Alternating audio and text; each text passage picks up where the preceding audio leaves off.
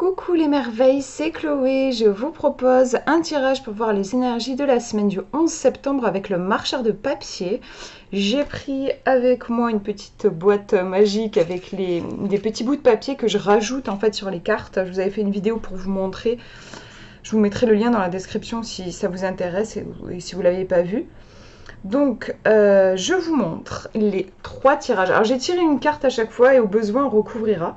Donc, vous avez le premier tirage ici, le deuxième au milieu et le troisième au bout, là. Donc, je vous laisse faire votre choix. Choisir la carte qui vous attire le plus quand vous pensez à cette semaine. Et on va regarder ensemble.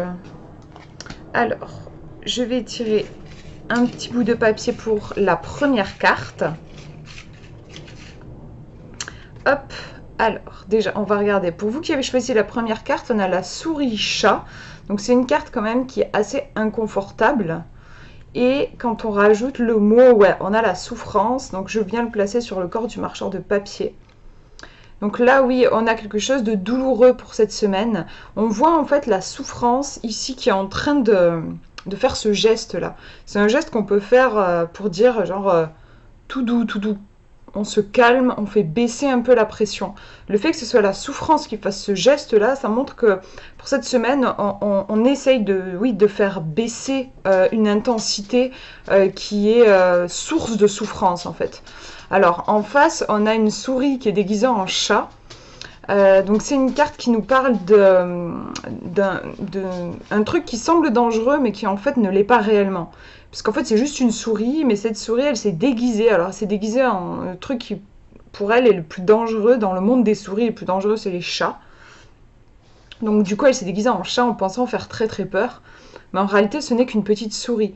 Donc c'est une carte qui nous invite à relativiser, excusez-moi j'ai bugué, et c'est que ce geste là, moi ça m'évoque aussi, c'est une invitation je pense à relativiser, à vous détendre, à vous calmer. En réalité il n'y a rien de grave, mais vous avez probablement besoin de faire descendre la pression, j'ai l'impression qu'il y a un truc comme ça. Je vais tirer une autre carte pour voir, pour avoir un petit message un petit conseil, voilà, pour voir par rapport à cette oula, j'ai fait tomber, allez, je choisis, j'ai un petit paquet de cartes qui est tombé, je prends celle du dessus. Et on a le jardin oublié. Alors ouais, la première chose à laquelle ça me fait penser, alors enfin, il y a plein de choses qui me viennent, mais le jardin, ça me fait penser au fait de se régénérer, le besoin de se régénérer. Là, on nous parle de jardin oublié, ça peut aussi faire penser à... en fait, là, tout de suite, ça me fait penser à l'enfant intérieur qu'on a délaissé. Vous voyez, ou notre sanctuaire intérieur qu'on a délaissé pour peut-être... ou notre souveraineté dont on s'est défait de notre pouvoir personnel, en fait, je crois. Pour s'en remettre à faire confiance aux conseils que nous donnent les autres. Enfin, il y a un truc où on s'est perdu, en fait, un petit peu. Ça me fait penser à ça. On a oublié notre essence, on a oublié ce qui était réellement important. Et du coup, il y a un truc qui est un peu en friche, un peu comme un jardin dont on ne s'est pas occupé. Il y a un besoin de revenir dans cet espace-là, de réhabiter notre espace, de peut-être désherber un peu. On a peut-être laissé rentrer des choses qui n'étaient pas bonnes pour nous. On a besoin de faire un travail un petit peu d'assainissement, de purification, pour revenir à quelque chose de plus sain et à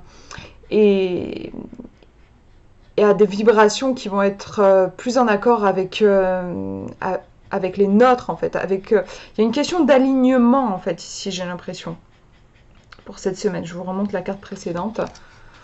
Donc avec le mot souffrance, bon là je l'ai plus, oui voilà, il est là. Avec le mot souffrance. Donc on a pour cette semaine un besoin de faire redescendre la pression. Il y a quelque chose qui pourrait nous... J'ai l'impression un peu de... comme si on suffoque. D'ailleurs le jardin oublié peut faire référence aussi à ça, au fait d'être un petit peu, d'avoir une impression chaotique. Il y a trop de choses, on s'étouffe, on ne sait plus trop où on en est, on n'arrive plus on a du mal à donner la priorité à certaines choses, il y a un petit peu tout qui se mélange. Donc là, le conseil pour vous, c'est de ralentir. Ça, je le sens vachement, vous avez besoin de ralentir pour cette semaine, pour mettre un petit peu d'ordre, pour vous retrouver, pour vous reconnecter à vous. Et peut-être revenir, j'ai l'impression dans le jardin oublié, il y a cette idée de revenir vers vous, donc vers votre enfant intérieur, de revenir vers, j'ai parlé de sanctuaire intérieur, enfin, il y a un espace qui a peut-être été un petit peu délaissé, qui a besoin d'être retrouvé. En parlant, c'est marrant aussi, je vois la souris chat, c'est vrai que la souris, on est sur un détail, euh, et là, dans ce que je ressens tout de suite, j'ai l'impression que oui, il y a peut-être quelque chose de petit, d'un petit peu timide, de, comment dire, pour notre esprit rationnel, logique et tout, on peut se dire c'est pas important, c'est juste une souris. Mais en fait, c'est important de prendre soin de cet espace-là, parce que c'est là que réside juste notre âme, notre essence, et c'est de là que vient toute notre énergie vitale. Si on délaisse cet endroit-là, c'est un peu le bordel. Moi, ça m'évoque ça. Je vous laisse voir comment ça vous parle. On va regarder le deuxième tirage. Alors attendez, je mets le petit bout de papier de côté. Deuxième tirage. Alors on a les lanternes de papier. Ah oui, alors attendez, je vais tirer un petit bout de papier en plus dessus pour voir pour vous qui avez choisi ces lanternes de papier pour cette semaine.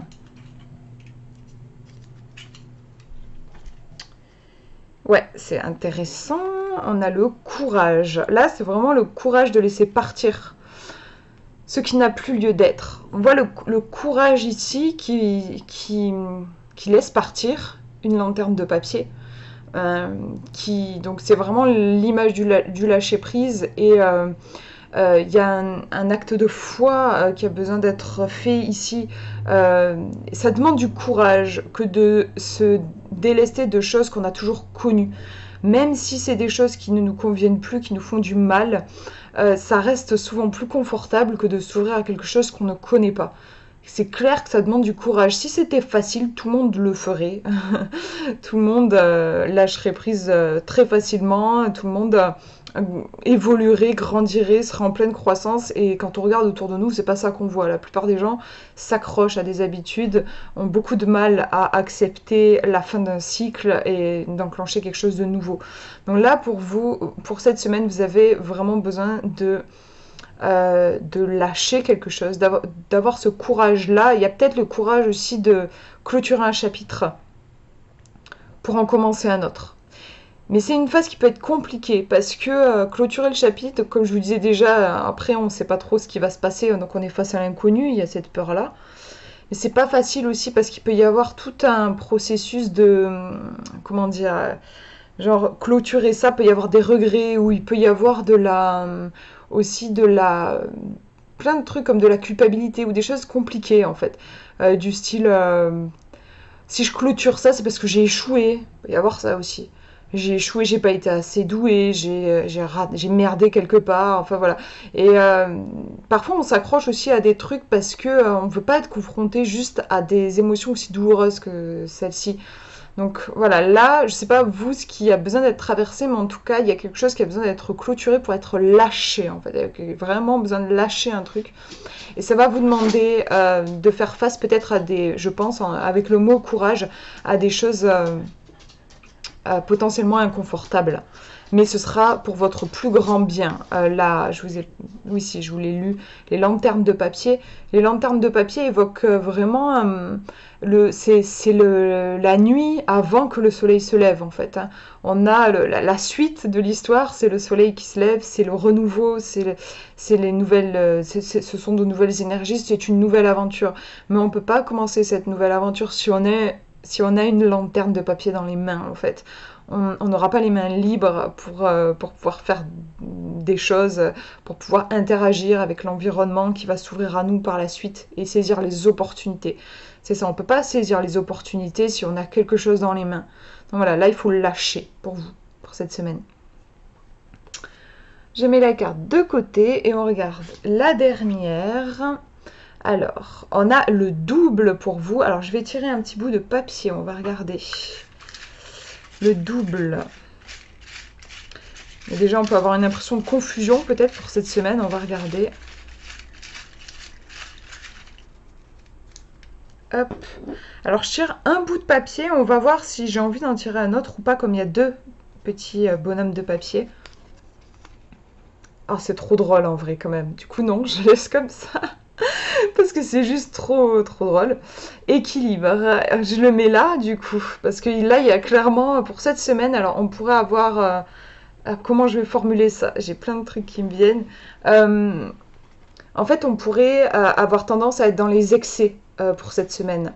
C'est-à-dire, ça peut se formuler de plein de façons différentes, mais en gros, par exemple, je sais pas moi, vous faites que passer à l'action, vous courez, vous êtes en mode hyperactivité, et puis vous faites ça pendant une semaine, et puis une semaine après, bah, vous êtes lessivé et vous passez votre semaine sur le canapé, vous pouvez plus bouger, vous pouvez plus aller bosser.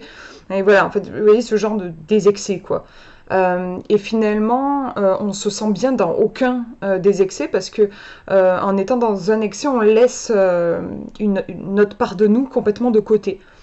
Et puis de toute façon, la vie recherche toujours l'équilibre. Et quand vous êtes dans des excès, par essence, vous respectez pas en fait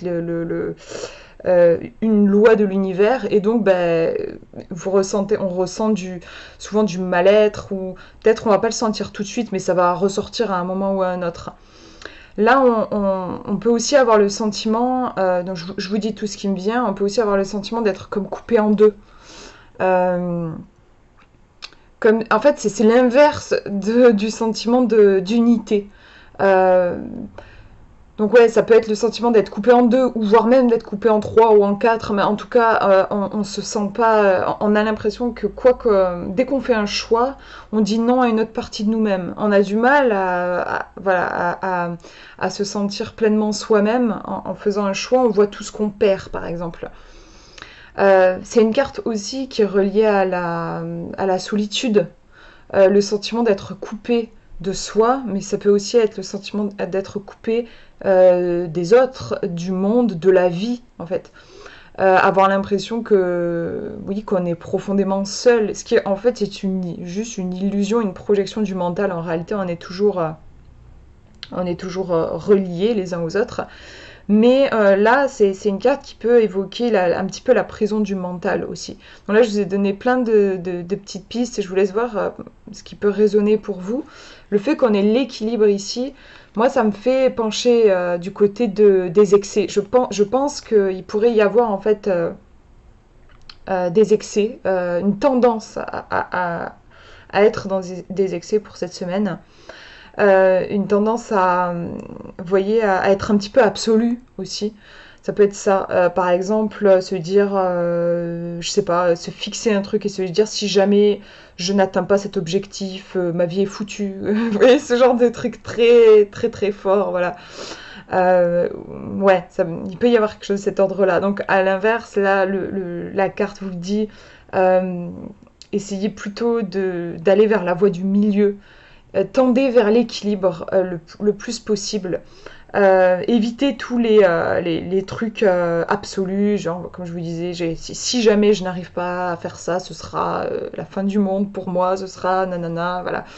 Euh, et là, c'est plus une invitation déjà à aller un pas après l'autre, à avancer un pas après l'autre, euh, et à jongler. Il y a une idée de mouvement en fait aussi. Là, les deux personnages, ils sont figés, ils sont assis.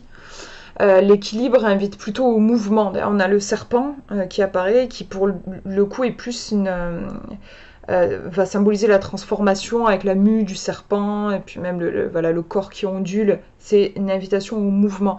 Donc on vous invite aussi à vous mettre en mouvement, à ne pas rester statique. Et l'équilibre, c'est ça en fait. C'est toujours... Moi, ça me fait penser aussi à la carte de la tempérance dans le tarot, avec l'eau qui circule d'une coupe à l'autre. Ça s'arrête jamais en fait. Faut toujours maintenir le mouvement. Il y a toujours, ça bouge tout le temps dans la vie, ça bouge tout le temps, et c'est toujours se mettre au diapason avec ce mouvement, se mettre en résonance avec ce mouvement, toujours s'adapter. Genre là, ça bouge par ici, je me mets en face en effet miroir, je me mets là pour que la balance, elle soit équilibrée. Enfin voilà. C'est une invitation vraiment à vous mettre en mouvement, à toujours rechercher l'équilibre, à travailler avec ce qui est présent et pas avec ce qui est dans votre tête, et c'est-à-dire pas avec des certitudes, pas avec la volonté, mais avec l'instant présent, avec ce qui vibre maintenant, avec la spontanéité. Travailler avec ce qui est là en fait, tout simplement. Voilà pour ces tirages. Mais j'espère que ça vous aura parlé. Je vous fais de gros bisous et je vous souhaite une très belle semaine.